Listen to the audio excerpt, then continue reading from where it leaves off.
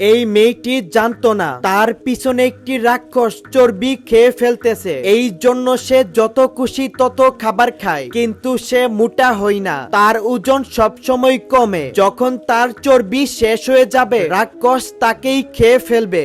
একদিন কিমি নামের একটি মেয়ে জিম করতে আসে, তাকে দেখলে রাক্ষসরা ভয় পায়। তখন কিমি ওই মেয়েটির সাথে দেখা করে আর সে বলে কোনোভাবে তার ওজন কমছে না। তখন মেয়েটি খুশি হয়, তার কাঁধে হাত রাখে। তখন তার হাত থেকে একটা ট্যাটু মেয়েটির শরীরে চলে যায়। তখন একটি মেয়ে ওজন মাপতে আসে, কিন্তু তার ওজন দিন দিন বাড়তেছে। তখন ওজনের মেশিন থেকে কালো ধোঁয়া বের হয়। তখন কিমি বুঝতে পারে সব সমস্যা এই ওজনের মেশিনের মধ্যে। যখন কেউ ওজন মাপতে আসে আর যদি তার ওজন না কমে তাহলে সেই রাক্ষস তার উপর ভর করে। কিমি তাকে কিছু বলার চেষ্টা করে, তখন মেয়েটির চোখ লাল হয়ে যায়। রাক্ষস তাকে চলে যেতে বলে, কিন্তু মেয়েটি নিচ থেকে একটি কাঁচ তুলে তার হাত থেকে লাল পানি বের করে। লাল পানি দেখে রাক্ষস অজ্ঞান হয়ে যায়। রাক্ষস তার শরীরে ঢুকার চেষ্টা করে, তখন একটি ছেলে তাকে বাঁচাতে আসে।